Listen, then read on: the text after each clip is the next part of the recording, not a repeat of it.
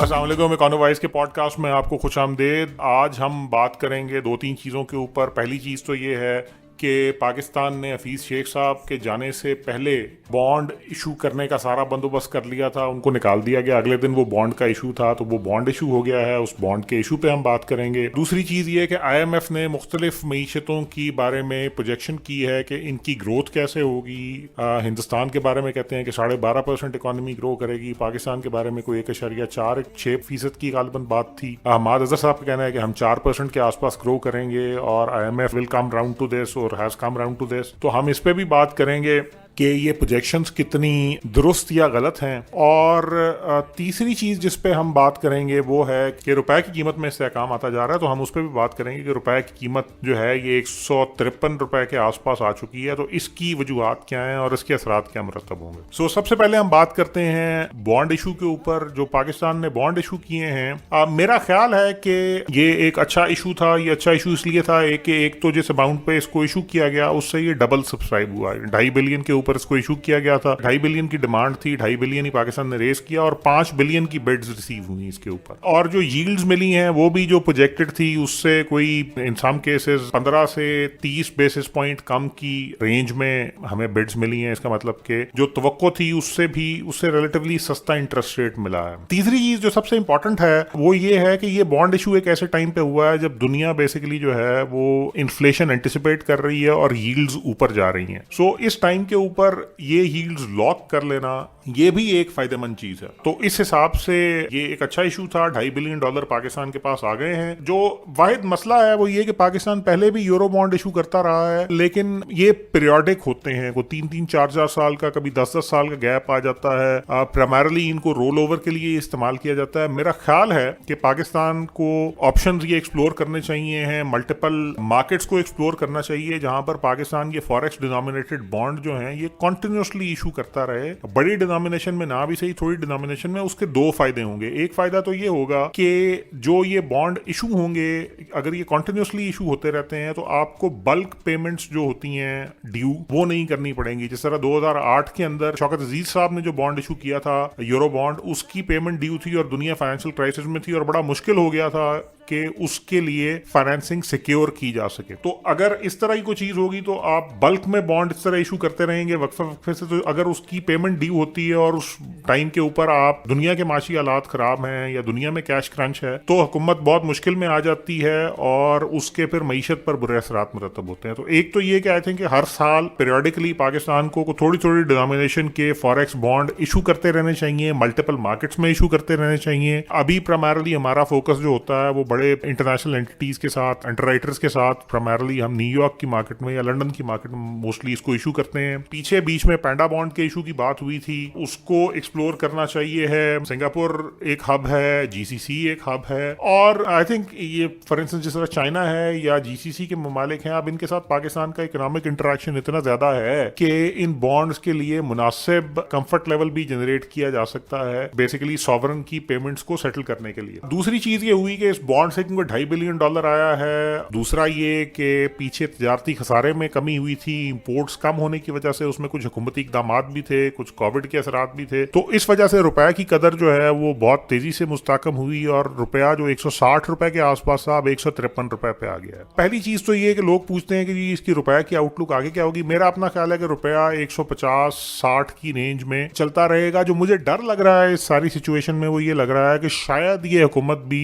इसहाक डार साहब के और शौकत अजीज साहब की उस पॉलिसी की तरफ जा रही है जहां पर आप रुपए की कदर को कंट्रोल करते हैं, कम करने की कोशिश करते हैं और इसके बहुत बुरे असरात मुरतब होंगे 2-3 चीजों के ऊपर। पहली चीज जिसके ऊपर इसके बुरे असरात मुरतब होंगे वो है बेसिकली आपकी एक्सपोर्ट्स जो हैं वो डिमिनिश करेंगी। एक्सपोर्ट्स डिमिनिश करने की सबसे बड़ी वजह ये है अगर रुपया मजबूत है तो बाहर आपकी चीजें जो हैं वो महंगी होंगी तो लोग कम खरीदेंगे। सिमिलरली जो लोग रेमिटेंसेस भेजते हैं पाकिस्तान में, अगर रुपया मजबूत होगा तो वो भी थोड़ा सा डिसवेड होंगे, स्पेशली इन्वेस्टमेंट के पर्सपेक्टिव से कि इसको रुपया को पाकिस्तान में भेजा जाए या ना भेजा जाए, क्योंकि वो $1 जो भेज रहे हैं उसके अगेंस्ट उनको यहाँ पर कम वैल्यू मिल रही है। ये भी एक फैक्टर है जिसके ऊपर हुकूमत को गौर करना चाहिए। मुस्तहकम रुपया कोई नुकसानदेह चीज नहीं है, ये लॉन्ग टर्म में एक अच्छी चीज है। बस सिर्फ एक चीज का ख्याल रखने की जरूरत है, क्योंकि हम 2 दफा खास तौर पर पिछले 20 साल में शौकत अजीज साहब के तजर्बे के साथ भी और इसहाक डार साहब के तजर्बे के साथ भी ये देख चुके हैं, जो मुस्तहकम रुपया है अगर उसको आर्टिफिशियल तरीकों से गवर्नमेंट ये मकसद बना ले कि हमने रुपया को मजबूत ही रखना है, या स्टेट बैंक के मकसद बना ले, तो उसके असरात फिर बहुत बुरे मईशत पे मुरतब होते हैं। क्योंकि उसमें एक तो चीज ये होती है कि वो सस्टेनेबल नहीं होता, जब वो वैसे ही अपना नेचुरली बबल बस्ट करता है तो उसके असरात आते हैं। दूसरा, उस सारे अरसे में आपकी एक्सपोर्ट्स और रेमिटेंसेज यानी जो कैपिटल इनफ्लोज हैं ये भी बहुत ज्यादा कॉम्प्रोमाइज करते हैं। नतीजतन हुकूमत को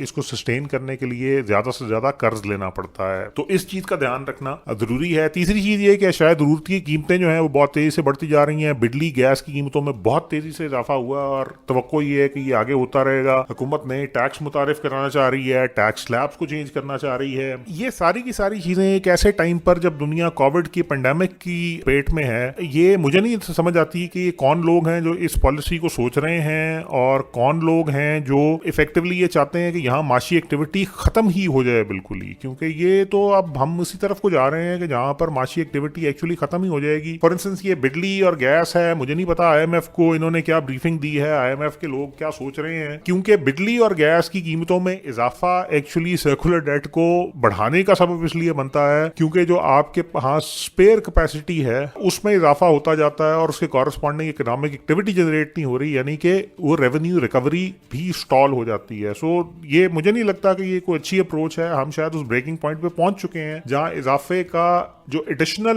बेनिफिट है वो नहीं होगा सर्कुलर डेट के लिए, बल्कि एक्चुअली नुकसान होगा। तो इस चीज से मुझे तो आगे माशी हालात बहुत सख्त खराब होते नजर आ रहे हैं मुल्क में, ये कीमतों में इजाफे की वजह से, कॉस्ट ऑफ लिविंग ऊपर जाने की वजह से, और इसका सोशल अनरेस्ट जो आएगा वो भी होगा। हमने पिछली दफा भी बात की थी, तो देखते हैं कि इससे क्या होगा। अब आखिरी चीज आ जाती है, आईएमएफ ने मुख्तलिफ मुल्कों के बारे में ग्रोथ प्रोजेक्शंस की हैं। अच्छा, अब मसला ये है कि ये मामला जो है ना, यहाँ पर आपको ये चीज समझ आती है कि जो इकोनॉमिस्ट लोग होते हैं इनके हाथ में मईशत नहीं देनी चाहिए। मईशत बुनियादी तौर पर जो है ये कारोबारी इनपुट और अंडरस्टैंडिंग की बेस पे होनी चाहिए। अब हफीज शेख साहब हैं फॉर इंस्टेंस जिस तरह, या इस तरह के जो दूसरे लोग हैं, इनको या तो बड़ी स्ट्रांग किस्म की पॉलिटिकल गाइडलाइन दी जाए कि जी ये चीजें हैं जिनके ऊपर आपने एक्ट करना है, इनको फ्री हैंड आप नहीं दे सकते, या फिर ये हो कि जो हजरात इकोनॉमी चला रहे हैं, मईशत चला रहे हैं, उनको ये अंदाजा हो कि बिजनेस कैसे काम करता है और बिजनेस की रिक्वायरमेंट्स क्या है और आम इकोनॉमी की एक्टिविटी की रिक्वायरमेंट्स क्या है, जिसकी बेस पे कंज्यूमर स्पेंडिंग से लेके इन्वेस्टमेंट तक और फॉरेन इन्वेस्टमेंट तक के सारे फैक्टर डिटरमिन होते हैं। यही चीज मैंने पहले कहा था कि पाकिस्तान जो है ये 4-4 साल 3-3 साल तक के वक्फे के बाद बड़े चंक में बॉन्ड इशू करता है। ये भी बेसिकली फर्क है एक इकोनॉमिस्ट में और एक ऐसे शख्स में जो पब्लिक फाइनेंस को और एक रियल वर्ल्ड इकोनॉमी उसको समझ सकता है। इकोनॉमिस्ट एक्चुअली बहुत ज्यादा थ्योरेटिकल लोग होते हैं। इसी तरह आईएमएफ ने जो प्रोजेक्शंस किए हैं 12.5% ग्रोथ रेट इंडिया का दिया हुआ है, उन्होंने पाकिस्तान का 1.6% दिया था। अब मुझे नहीं समझ आ रही इंडिया के माशी हालात और पाकिस्तान के माशी हालात में इतना ज्यादा क्या फर्क आ जाएगा, सिवाय इस चीज के कि इंडिया में कुछ एफडीआई और एफपीआई के इनफ्लोज पाकिस्तान की निस्बत ज्यादा है, लेकिन इंडिया के जो कोविड के इंपैक्ट है इंडिया के ऊपर वो पाकिस्तान से ज्यादा सीवियर है। इकोनॉमिक मेल्टडाउन जो दोनों मुल्कों में है वो तकरीबन एक जैसा है। पाकिस्तान के केस में ये एक्सेसिव डेट की वजह से हुआ, इंडिया के केस में एक्सेसिव डेट तो नहीं था, लेकिन मोदी साहब ने जो डीमोनेटाइजेशन की थी उसी से अभी तक इकोनॉमी बाहर नहीं निकल सकी है। फिर उसके बाद इंडिया में इस वक्त जो एग्रीकल्चरल इकोनॉमी है वो शदीद बहरान का शिकार है, वहाँ एक एजिटेशन भी चल रही है, मार्केट रिफॉर्म्स भी चल रही हैं। अभी हमें नहीं पता कि उसके असरात क्या होंगे, बट किसी इकोनॉमिस्ट ने बैठ के एक नंबर लिख दिया है कि 12.5% इंडिया ग्रो करेगा और 1.6% पाकिस्तान ग्रो करेगा। फ्रैंकली ये नंबर जो है इसमें there is nothing in it. ये नंबर आखिर में इतना ही फोका साबित होगा जितना कि वो फोरकास्ट साबित हुई थी जिन्होंने सब प्राइम को फोरकास्ट किया था, या जो बेसिकली हमें बताते थे इसहाक डार साहब के टाइम पे आईएमएफ रिपोर्ट ने दिया करता था कि जी पाकिस्तान की इकोनॉमी बेहतरीन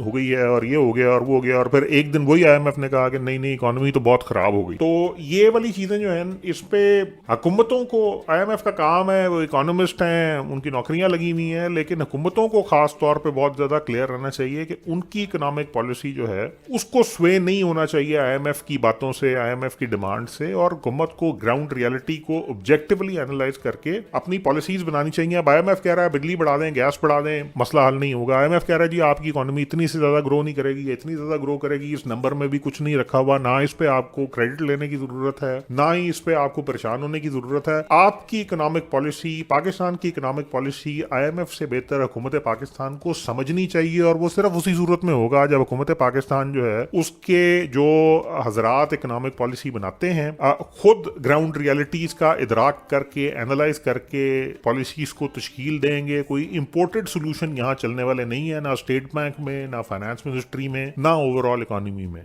आपका बहुत बहुत शुक्रिया।